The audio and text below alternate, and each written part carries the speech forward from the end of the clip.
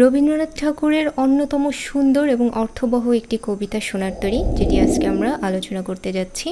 প্রতিটা লাইনের ব্যাখ্যা তো করবই, সেই সাথে লাইনগুলোর অন্তর্নিহিত যে ভাবার্থ আছে সেটিও আলোচনা করব, কেননা এটি একটি রূপক কবিতা। রূপক কবিতা কি? যে লাইনটা বলা হয় সেই লাইনের আক্ষরিক অর্থ ছাড়াও অন্য কিছু বোঝানো হয়।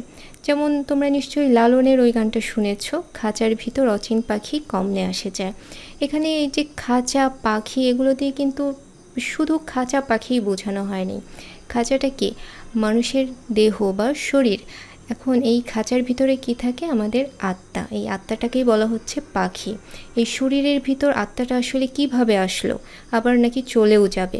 এই যে শরীরের ভিতর আত্মার যে একটা রহস্য, আসা যাওয়ার, এই কথাটি বোঝানো হয়েছে এই যে খাঁচা এবং পাখির রূপকে। সোনার তরী কবিতাতেও আমরা দেখব যে এরকম অর্থ কিভাবে বদলে যাচ্ছে। তরী বা নৌকা তো আসলে কাঠের তৈরি হয়, কিন্তু সোনার তৈরি কখন হয় সেটিও এই যে রূপক কবিতার মধ্য দিয়েই আমরা বুঝতে পারবো। তো কবিতায় যাওয়ার আগে আমরা রবীন্দ্রনাথ সম্পর্কে একটু আলোচনা করব, যদিও এর মধ্যে তার সম্পর্কে কম বেশি সবারই ধারণা আছে, কারণ আমরা সব ক্লাসেই রবীন্দ্রনাথ ঠাকুরের কবিতা বা গল্প পড়ে এসেছি। তারপরও কবিতার সাথে প্রাসঙ্গিক কিছু বিষয় আছে যেগুলো না জানলেই না, সেগুলোই আলোচনা করব। তো রবীন্দ্রনাথ ঠাকুরের কবিতার মূল বিষয়টা আসলে কি? মানবিকতা এবং সৌন্দর্য তৃষ্ণা, অর্থাৎ মানব যে ধর্ম, সব ধর্মের ঊর্ধ্বে আছে মানব ধর্ম। আর সৌন্দর্য তৃষ্ণাটা কি? মানুষ এবং প্রকৃতির বাইরের সৌন্দর্যর সাথে সাথে অভ্যন্তরীণ যে সৌন্দর্য, সেই সৌন্দর্যের প্রতি তৃষ্ণাও দেখা যায় তার কবিতার মধ্যে। আমাদের রবীন্দ্রনাথ ঠাকুর জন্মগ্রহণ করেন 1861 সালের 7ই মে কলকাতার জোড়াসাঁকোর ঠাকুর পরিবারে।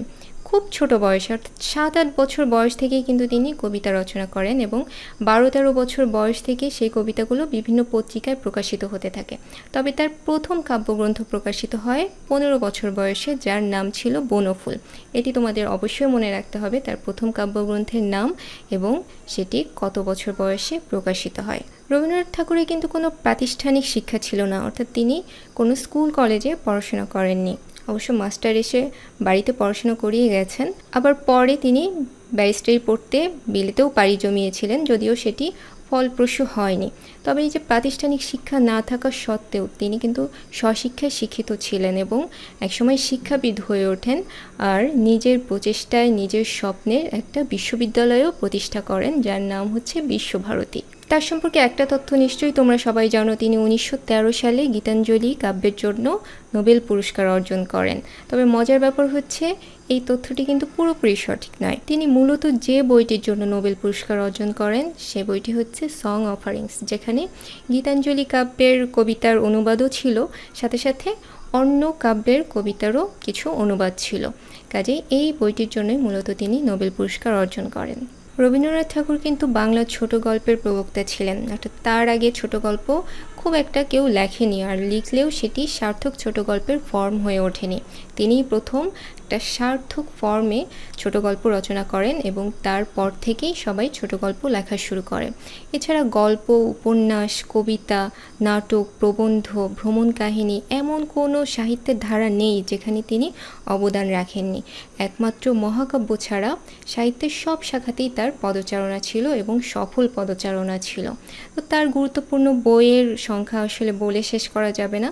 তারপরও এই বইগুলো তোমরা মনে রাখতে পারো, এই নামগুলো থেকেই সাধারণত পরীক্ষায় এসে থাকে।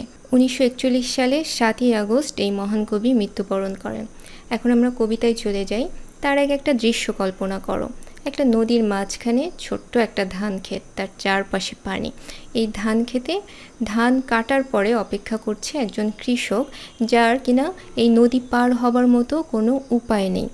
কৃষক অপেক্ষা করছে কখন একটা নৌকা আসবে বা তিনি ওই নদীটা পার হতে পারবেন।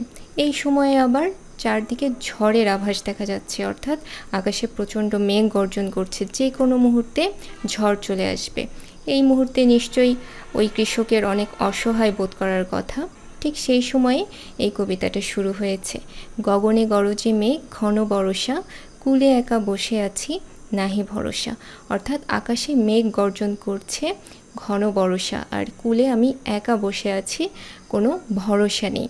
এই যে কৃষক, এই কৃষকের রূপক অর্থ আসলে কীর্তিমান মানুষ বা সৃষ্টিশীল মানুষ। এখন সহজ কথায় বলতে পারো এই সৃষ্টিশীল মানুষটি কবি নিজে, অর্থাৎ রবীন্দ্রনাথ তার সমগ্র সৃষ্টি অর্থাৎ সাহিত্য বা তার আঁকা ছবি বা সব কিছু নিয়ে অপেক্ষা করছেন।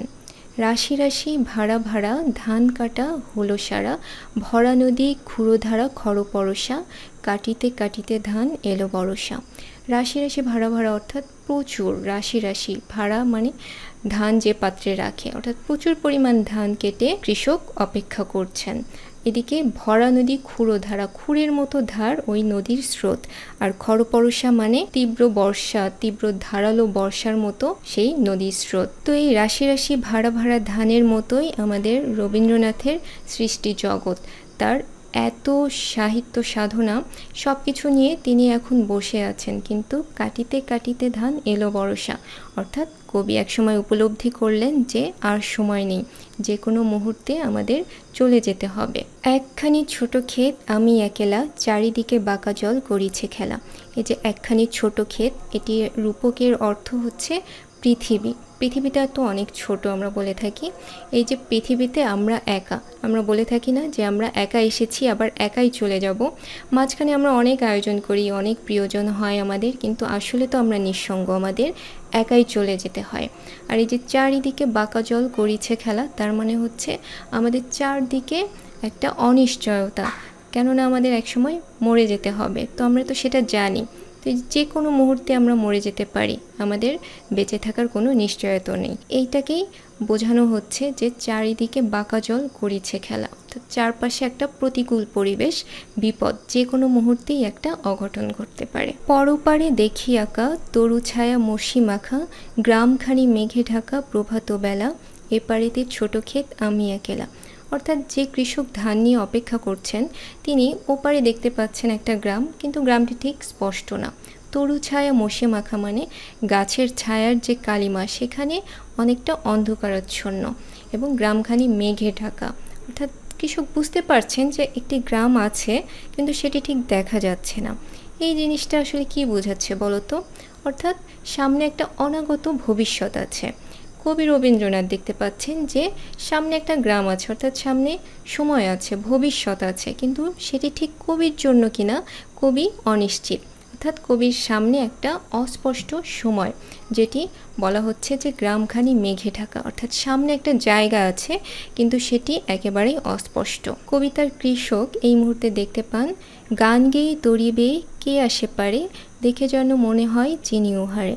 অর্থাৎ একজন মাঝি আসছেন গান গেয়ে নৌকা বেয়ে, এবং কৃষক তাকে ঠিক চিনতে পারছেন না। অর্থাৎ আমরা যদি রূপক অর্থ চিন্তা করি, যে রবীন্দ্রনাথ দেখছে যে একজন আসছে, এই যে মাঝি যে আসছে সে আসলে মহাকালের প্রতীক। এই কবিতা পড়তে গিয়ে বারবার তোমরা মহাকাল শব্দটি দেখতে পাবে। মহাকাল মানে আসলে কি? সময়, অর্থাৎ প্রাচীনকাল থেকে, মানুষের উৎপত্তির ইতিহাস থেকে কিংবা আরও আগে মহাবিশ্বের উৎপত্তির সময় থেকে সময় প্রবহমান হয়ে আসছে, এবং এই সময় মানুষের সকল অবদান, মানুষের সমস্ত ইতিহাস, খারাপ ভালো সব কর্ম বহন করে আসছে। তো সময় তো আমাদের চেনা, তাই না? এই জন্য কবি বলছে যে দেখে যেন মনে হয় চিনি উহারে। সময়কে আমাদের চেনা চেনা মনে হয় যে আমি চিনি, কিন্তু আমি ঠিক নিশ্চিত না। ভরা পালে চলে যায় কোনো দিকে নাহি চাই, ঢেউগুলি নিরুপায় ভাঙে দুধারে, দেখে যেন মনে হয় চিনি উহারে। অর্থাৎ এই যে মহাকাল, সে নিশ্চয়ই কারো দিকে তাকাবে না, সে তো কারো ধার ধারে না, তাই না? সময়ের মতো সময়ের স্রোত চলেই যাচ্ছে, সেটি কোনো মানুষকে বিশেষ গুরুত্ব দেয় না। এদিকে ঢেউগুলি নিরুপায় ভাঙে দুধারে, অর্থাৎ তার যে সময় সেটি চলে যাচ্ছে, তার বিপদটি আরও ঘনিয়ে আসছে।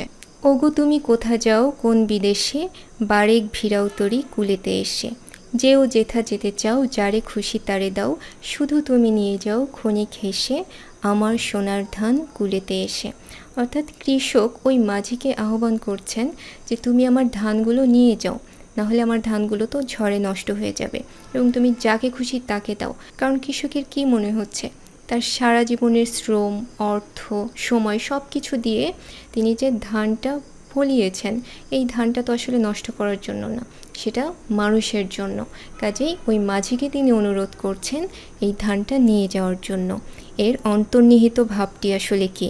রবীন্দ্রনাথ চাচ্ছেন যে তিনি যে সৃষ্টিশীল রচনাগুলো তৈরি করেছেন, সেই রচনাগুলো আসলে মানুষের জন্য। কৃষক যেমন চাচ্ছে যে তার ধানটা মাঝি নিয়ে গিয়ে যাকে খুশি তাকে দিতে পারে, সেরকম সৃষ্টিশীল মানুষও চায় তার যে সৃষ্টি, তার অবদান সমাজ, দেশ এবং জাতির প্রতি তিনি যা কিছু দিয়ে যেতে চান, সেগুলো আসলে তখনই সার্থক যখন তা মানুষের কাছে গ্রহণযোগ্যতা পাবে। ঠিক সেই রকম আমাদের কবি রবীন্দ্রনাথও চাচ্ছেন যে তার যে সৃষ্টি, সেই সৃষ্টি যেন মহাকাল রেখে দেয়। যত চাও তত লও তরণী পরে, আর আছে আর নাই দিয়েছি ভরে। এতকাল নদীকূলে যাহা লয়েছিনু ভুলে, সকলই দিলাম তুলে থরে বিথরে, এখন আমারে লহ করুণা করে। অর্থাৎ এই যে মাঝির কাছে কৃষক তার সমস্ত ধানই তুলে দিয়েছে এবং এরপরে অনুরোধ করছে যে এখন নৌকায় তাকে নিয়ে নিতে। ঠিক সেরকম রূপক অর্থ যদি আমরা চিন্তা করি, তাহলে কবি রবীন্দ্রনাথ তিনি মহাকালের কাছে তার সমস্ত সৃষ্টি অর্পণ করে দিয়েছেন এবং মহাকালকে অনুরোধ করছে তাকেও যেন তার সৃষ্টির মতো অমর করে রাখে। কিন্তু আসলে কি তা সম্ভব? ঠাঁই নাই ছোট সে তরি, আমারই সোনার ধানে গিয়েছে ভরি। অর্থাৎ কৃষক যেমন দেখছে যে ওই তরিতে তার আর জায়গা নেই, তার নিজের তৈরি করা ধানেই ওই নৌকাটা ভরে গেছে, ঠিক সেরকম কবিগুরু রবীন্দ্রনাথও অনুধাবন করতে পারছেন যে আসলে তার আবেদন থাকলেও মহাকালের পক্ষে আর সম্ভব না তাকে অমরত্ব দান করা, কারণ মানুষ কখনোই অমর হতে পারে না। মানুষকে সৃষ্টির নিয়ম অনুযায়ী মৃত্যুকে বরণ করে নিতেই হবে। তাই রবীন্দ্রনাথ অনুধাবন করছেন যে আমার সৃষ্টি যে অমরত্ব পাবে এটাই অনেক, আমার পক্ষে আর অমর হওয়া সম্ভব না। শ্রাবণ গগন ঘিরে ঘন মেঘ ঘুরে ফিরে, শূন্য নদীর তীরে রহিন উপরি, যাহা ছিল নিয়ে গেল সোনার তরী। অর্থাৎ কৃষক যেরকম দেখছে যে তার সব কিছু মাঝে নিয়ে যাওয়ার পরে সে একেবারেই নিঃসঙ্গ, তাকে শুধু অপেক্ষাই করতে হচ্ছে, সেরকম কবি রবীন্দ্রনাথ অনুধাবন করছেন যে তার সৃষ্টি এবং তার সমস্ত অবদান মহাকাল নিয়ে গেছে, কিন্তু তাকে এখন অপেক্ষা করা ছাড়া আর কিছুই করার নেই। এই যে কবিতার শেষ লাইনটা, শূন্য নদীর তীরে রহিন উপরি, আসলে আমাদের সবাইকেই একসময় একা অপেক্ষা করতে হয় এবং আমাদের অপেক্ষাটা শুধু মৃত্যুর জন্যই। কি চমৎকার কবির প্রকাশভঙ্গি, তাই না? দারুণ একটা প্রাকৃতিক পরিবেশ বর্ণনার মধ্য দিয়ে জীবনের নির্মম বাস্তবতা তুলে ধরেছেন কবি। এই বাস্তবতাটা আসলে নির্মম হলেও এটিই কিন্তু আমাদের মেনে নিতে হবে, আর এটিকে অস্বীকার করার কোনো উপায় নেই। আর এই বাস্তবতাটাই কবিতার মূল উপজীব্য বিষয়। ধন্যবাদ সবাইকে, ভালো থেকো।